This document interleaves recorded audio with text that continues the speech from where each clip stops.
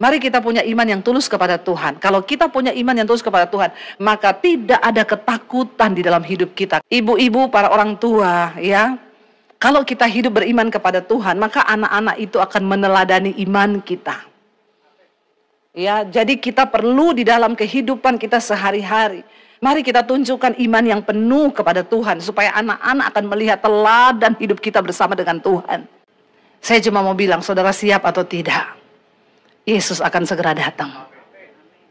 Daripada tidak siap, mari kita siapkan hidup kita. Nggak ada satu orang pun yang tahu kapan Tuhan datang. Bagian kita berjaga, jaga. Jangan sampai kita tertinggal kebinasaan kekal. Ya, Alkitab bilang kalau orang berkata damai, aman, ya maka disitulah Tuhan datang. Benar Tuhan, biar pujian ini bukan hanya keluar dari mulut kami, bahwa kami mempercayai Tuhan dalam setiap musim hidup kami. Ajar kami punya iman yang tulus kepada Tuhan. Percaya sungguh bahwa Engkau menyertai kami. Percaya sungguh bahwa rencana-Mu atas hidup kami tidak pernah gagal. Bahwa kami semakin hari semakin sungguh-sungguh dengan Tuhan, mencintai Engkau Tuhan. Karena kami tahu kami ada di hari-hari yang terakhir. Kami mau mempersiapkan iman dan hidup kami kudus dan tidak bercacat di hadapan Tuhan. Supaya ketika Engkau datang kali yang kedua, kami kedapatan layak Tuhan. Terima kasih Bapa, urapi setiap kami, urapi hamba-Mu yang tidak ada apa-apanya. Kami di sini semua membuka hati bagi firman Tuhan, karena kami percaya firman-Mu sanggup mengubah hidup kami. Di dalam nama Tuhan Yesus yang percaya, Tuhan di tengah kita memberkati kita, katakan bersama amin. Tepuk tangan buat Tuhan Yesus, saudara. Silakan duduk. Shalom. Apa kabarnya hari ini? Sehat luar biasa ya. Lagi ada masalah atau tidak, kita tetap luar biasa. Iya, puji Tuhan saudara, hari ini kita belajar tentang imannya Timotius. Dan firman Tuhan terambil dari 2 Timotius pasal yang pertama, kita buka bersama. 2 Timotius pasal yang pertama, saya pengen baca dari ayat yang pertama saudara. Ini adalah surat Rasul Paulus buat anak rohaninya yang bernama Timotius. 2 Timotius 1 ayat 1, dari Paulus Rasul Kristus Yesus oleh kehendak Allah untuk memberitakan janji tentang hidup dalam Kristus Yesus. Ayat 2, kepada Timotius anakku yang kekasih, kasih karunia, rahmat dan damai sejahtera dari Allah Bapa dan Kristus Yesus Tuhan kita menyertai engkau. Ayat yang ketiga di sana dikatakan demikian, aku mengucap syukur kepada Allah yang kulayani dengan hati nurani yang murni, seperti yang dilakukan nenek moyangku, dan selalu aku mengingat engkau dalam permohonan baik siang maupun malam. Ayat ini sering dipakai untuk orang-orang yang jatuh cinta, dikirimi sama pacarnya. Aku mengingat engkau dalam doaku baik siang maupun malam. Pret kalau nggak baca Alkitab dengan tuntas begitu itu, main comot ayat. Padahal ini doanya Rasul Paulus buat Timotius Kenapa dia selalu mendukung Timotius dalam doa siang maupun malam? Ayat 4 penyebabnya dia bilang begini. Dan apabila aku terkenang akan air mata yang kau curahkan, aku ingin melihat engkau kembali supaya penuhlah kesukaanku. Saudara, kenapa Timotius ini dikatakan oleh Rasul Paulus dia adalah hidupnya itu penuh dengan air mata di dalam dia melayani Tuhan. Saya pengen kita buka Kisah Rasul pasal yang ke-16 saudara. Di sana ada latar belakang ketika pertama kali Rasul Paulus bertemu dengan yang namanya Timotius. Iman yang seperti apa? Kisah Rasul pasal yang ke-16 ayat yang pertama, judul perikopnya Timotius turut serta dengan Paulus saudara. Ayat yang pertama dikatakan di sana, Paulus datang juga ke Derbe dan ke Listra Di situ ada seorang murid yang bernama Timotius. Ibunya adalah seorang Yahudi, dan telah menjadi percaya kepada Yesus, sedangkan ayahnya orang Yunani. Timotius ini dikenal baik oleh saudara-saudara di Listra dan di Ikonium. Dan Paulus mau supaya dia menyertainya dalam perjalanan. Paulus menyuruh menyunatkan dia karena orang-orang Yahudi di daerah itu. Sebab setiap orang tahu bahwa bapaknya adalah orang Yunani. Siapa Timotius ini, saudara? Dia adalah seorang anak muda. Ketika dia berjumpa dengan Rasul Paulus dan menyerahkan hidupnya, diperkirakan usianya itu sekitar 15 sampai 20 tahun. Jadi Rasul Paulus ini bertemu dengan Timotius di saat usianya diperkirakan 15 sampai 20 tahun. Masih muda atau enggak? Muda sekali. Ya, di sini yang usia 15 sampai 20 angkat tangan. Ada? Ya, coba enggak apa-apa angkat tangan. Saya enggak suruh saudara jadi Timotius. Saya enggak ajak saudara ikut dalam pelayanan saya. Cuma saya mau tanya gitu loh, supaya kita bisa dapat gambaran untuk membayangkan betapa mudanya Timotius ya. Kalau kita melihat Timotius umur 15 tahun sudah menyerahkan hidup untuk melayani Tuhan. Di umur 15 tahun sampai 20 dia bersama dengan Rasul Paulus meninggalkan orang tuanya loh. Dikatakan mamanya seorang Yahudi tapi bapaknya orang Yunani. Makanya dia tidak disunat. Waktu ketemu Rasul Paulus dia harus disunat karena itu aturan orang Yahudi, saudara. Ya, dan coba kita kembali saudara ke tadi ya, kisah dari 2 Timotius pasal yang pertama ya. Kita melihat di situ ketika Rasul Paulus ketemu dengan Timotius, dia langsung ajak Timotius, ayo kamu ikut aku melayani. Ya, jadi ketika dia berjumpa Rasul Paulus pertama kali, dia tuh nggak pikir panjang. Waktu Rasul Paulus bilang kamu ikut dengan aku mau kamu ikut dengan aku untuk dalam perjalanan kita misi penginjilan. Ya, saudara saudara semua sudah tahu saya buka sekolah Alkitab di Bandungan. Itu sekolahnya gratis, tis-tis loh. Itu aja sulit mau cari orang yang mau menyerahkan hidup untuk melayani jadi hamba Tuhan. Udah gratis loh. Cari orang aja susah. Saya nggak tahu orang kurang beriman ikut Tuhan sekarang atau bagaimana, saudara. Makanya benar Yesus bilang di akhir zaman ini tuaian banyak tapi penuai sedikit. Saya mau membakar iman ya para Gen Z yang ada di sini hari ini. Jadi Gen Z aja ya. Kalau ada listrik mati kamu yang nyalain. Kalau ada iman mati kamu yang nyalain, benar nggak? Ya, saudara melayani Tuhan sekarang tidak perlu engkau ya pergi ke daerah mana kemana. Itu teman-temanmu di sekolah, di kampus, di tempat kerja itu banyak yang stres toh. Bawa mereka kepada Tuhan.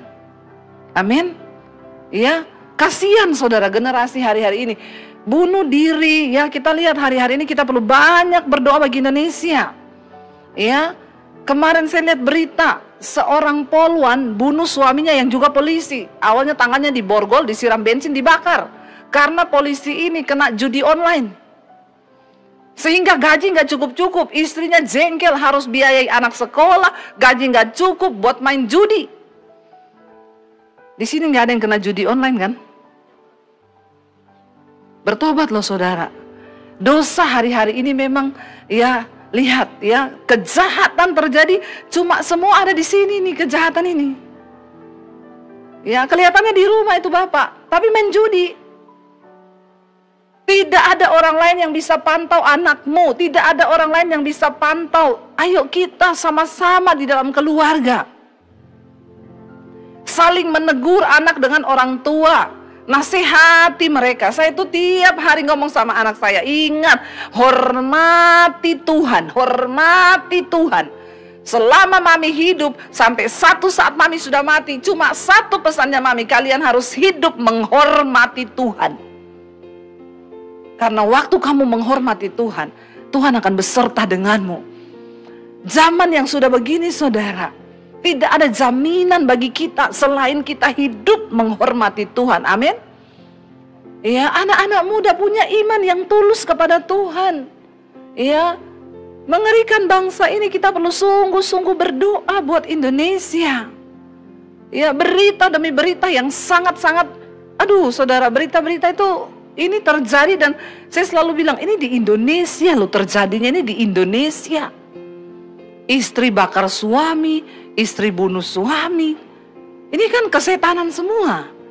Dan banyak terjadi hari-hari ini penyebabnya adalah uang, saudara.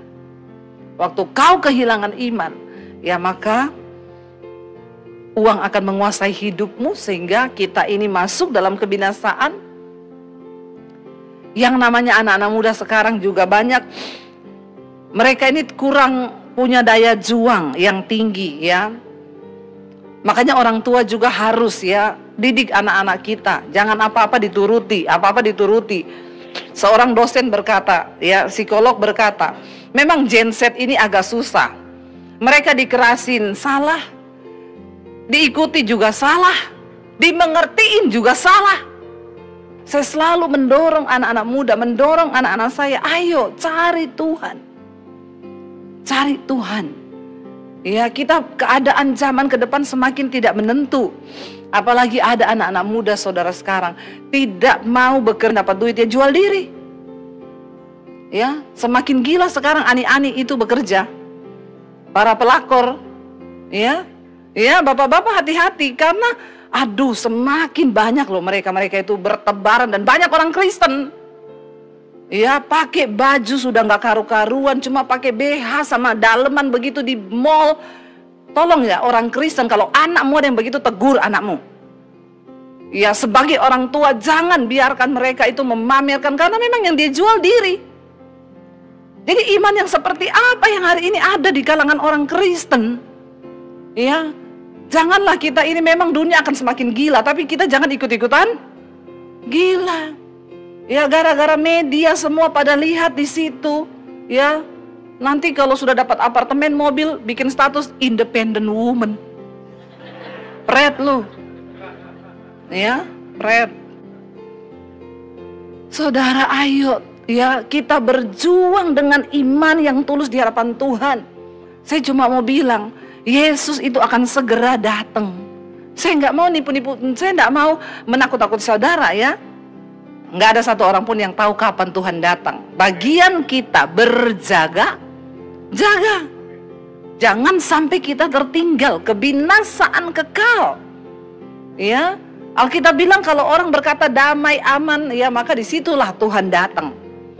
Mari kita berjaga-jaga dalam iman, ya. Timotius saudara, dia banyak mencucurkan air mata. Rasul Paulus bilang, apabila aku terkenang akan air matamu yang kau curahkan, aku ingin melihat engkau kembali supaya penuhlah kesukaanku.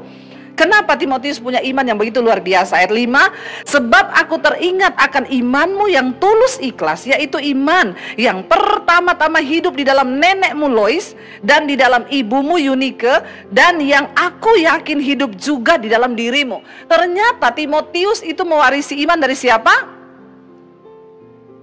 Dari neneknya dan ibunya. Saya bingung, nggak ada bapaknya disebut di sini. Memang banyak peran bapak-bapak hilang di Alkitab, termasuk di dunia nyata. Tapi semua bapak-bapak di sini semua bertobat, amin. Tolong bapak-bapak jangan menatap saya seperti itu. Kenapa tatapanmu tegang sekali kepada saya? Ya, ayo, coba luar biasa kan kalau terus aku percaya dengan imanmu yang diturunkan oleh bapakmu. Kemana bapaknya di sini? Nggak ada catatannya.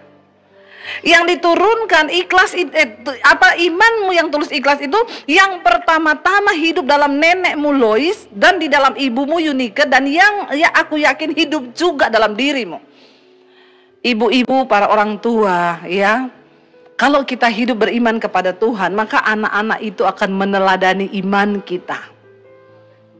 Ya, jadi kita perlu di dalam kehidupan kita sehari-hari, mari kita tunjukkan iman yang penuh kepada Tuhan, supaya anak-anak akan melihat teladan hidup kita bersama dengan Tuhan.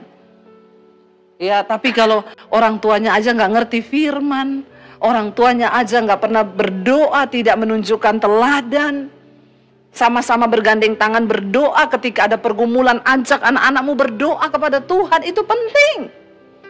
Dari mana iman Timotius timbul? Ternyata dari neneknya dan dari ibunya. Ya, apalagi kalau suami istri bersatu hati, tunjukkan kepada anak-anakmu teladan imanmu. Ya, kita nggak bisa harap guru sekolah minggu untuk menumbuhkan iman anak kita, nggak bisa. Ya, Mereka datang ke sekolah minggu, kambing embe-embe, kucing meong-meong. Dari dulu tuh begitu lagunya. Nggak apa-apalah ya. Tapi kan iman itu tumbuh dari orang tua di rumah. Kita didik anak-anak kita dalam iman. Saudara rindu nggak satu saat di sorga kita bersama-sama satu keluarga? Ya, saya rindu loh. Lihat anak-anak saya, kita ada nanti di sorga. Jangan ada yang tertinggal. Kita percaya saudara, akan ada pengangkatan ketika Tuhan Yesus datang. Kita sedih nggak kalau lihat ada yang tertinggal?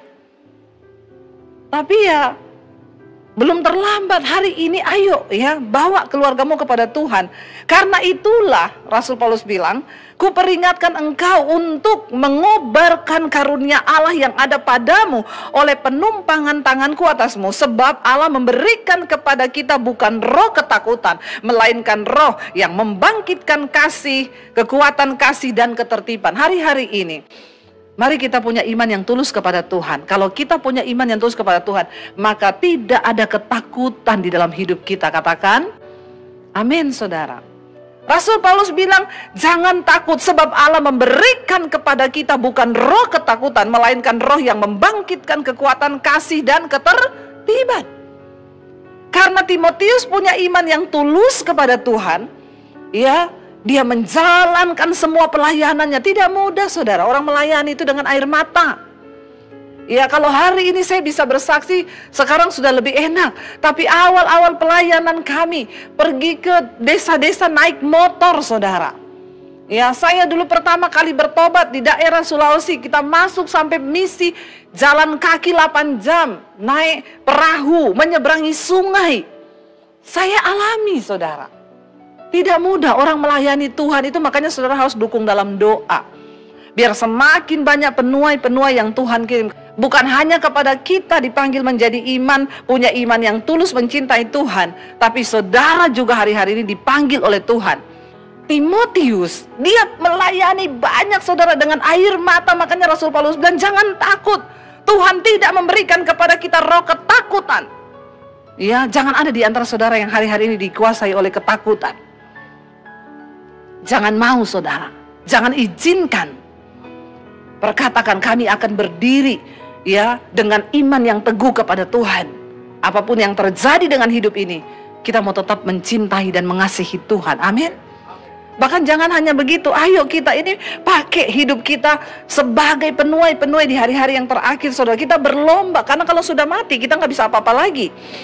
Jadi janganlah malu, ayat 8 Rasul Paulus bilang kepada Timotius, jangan malu bersaksi tentang Tuhan kita, dan janganlah malu karena aku ini seorang hukuman, karena Kristus melainkan ikutlah menderita bagi Injilnya oleh kekuatan Allah.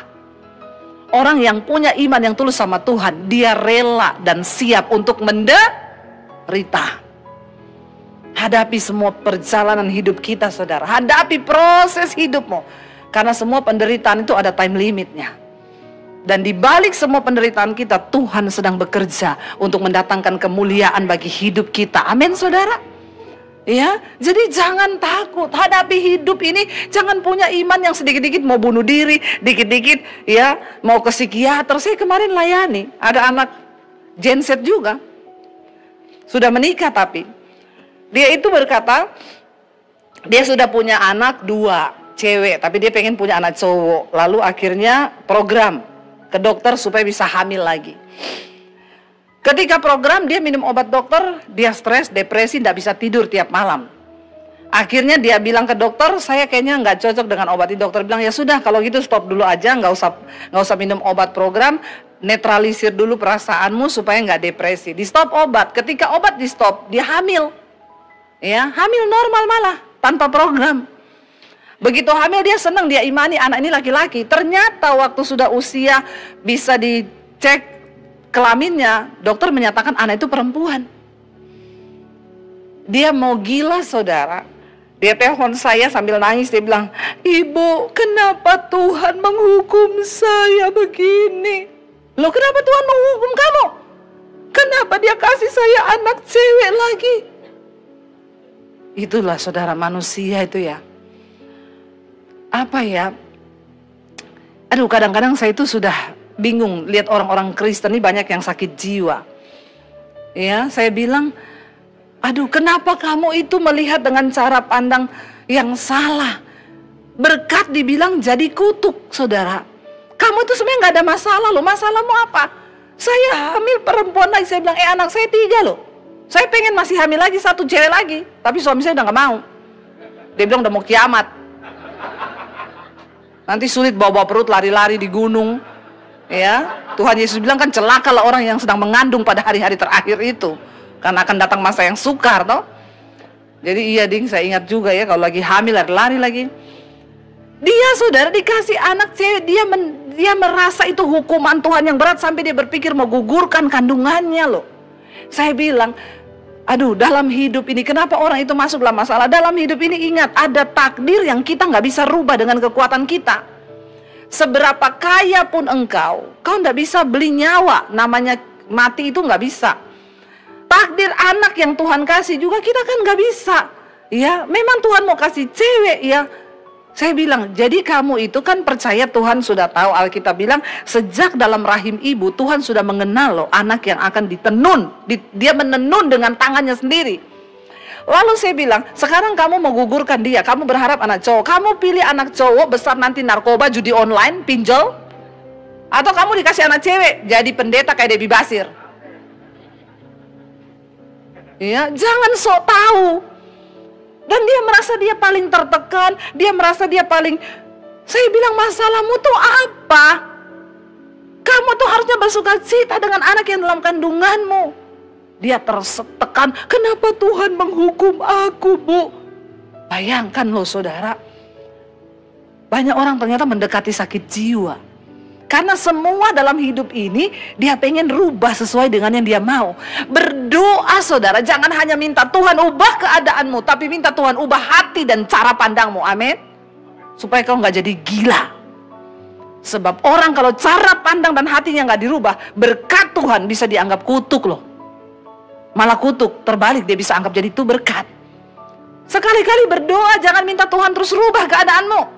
Iya. Jangan minta terus rubah proses yang sedang kau alami. Tuhan, aku tahu aku sedang menghadapi proses ini. Aku berdoa hari ini, jangan ubah proses ini sebelum engkau mengubah hatiku dan cara pandangku. Ketika kita punya cara pandang yang benar, bahkan kutuk itu bisa menjadi berkat, saudara.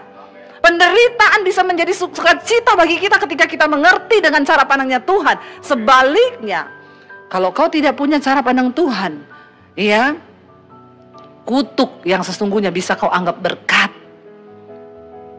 Karena jalan kita itu berbeda dengan jalan Tuhan. Pikiran kita itu berbeda dengan pikiran Tuhan. Mari, kita sedang ada di hari-hari terakhir. Tolong saudara, saya ini khotbah sampai berkeringat loh.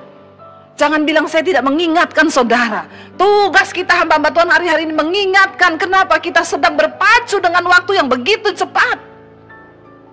Tuhan akan segera datang kembali.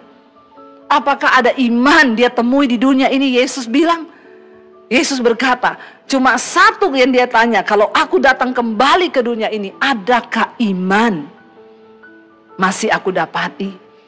Karena memang akan banyak orang yang pada akhirnya mundur, meninggalkan Tuhan, hanya karena persoalan, tekanan, dan pergumulan hidup. Kita belajar, saudara tahu Timotius, dia terus memberitakan Injil. Dia pergi untuk memberitakan nama Yesus. Dia menderita bagi Kristus. Dia memberitakan kabar baik. Makanya Rasul Paulus bilang, jangan malu bersaksi tentang Tuhan kita. Dan jangan malu karena aku seorang hukuman karena Yesus. Melainkan ikutlah menderita bagi Injilnya oleh kekuatan Allah. Orang Kristen sekarang jarang yang menderita karena Injil. Menderitanya karena apa? Pinjol. Banyak. Makanya saya itu tak cuekin nih yang konseling. Rata-rata, Bu, tolong dong angkat teleponnya, angkat Bu, saya mau bunuh diri, saya kena pinjol. Saya bilang, cepat cari gedung yang paling tinggi, lompat saja. Hidupmu itu cuma bikin susah orang. Kerjaannya cuma masalahnya jatuh, pinjol, persinahan, percabulan, selingkuh, itu terus yang jadi masalahnya orang Kristen ini.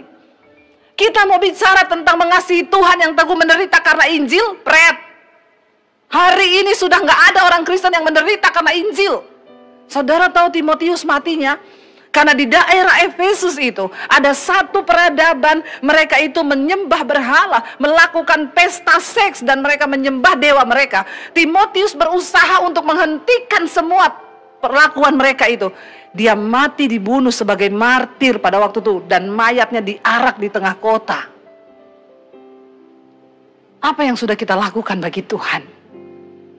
Jangan cuma sibuk menderita karena dosa. Berhentilah menderita karena kebodohan. Berhentilah menderita hanya karena kedagingan kita. Mari kita ambil bagian di dalam penderitaan Kristus, saudara. Mari saudara, ya, matikan daging kita. Melayani Tuhan itu berat, memang tidak enak. Jangan malu bersaksi tentang Tuhan. Hari-hari ini jadilah penuai. Siapa yang akan menerima mahkota di surga? Mereka yang membawa jiwa kepada Kristus. Amin. Ya.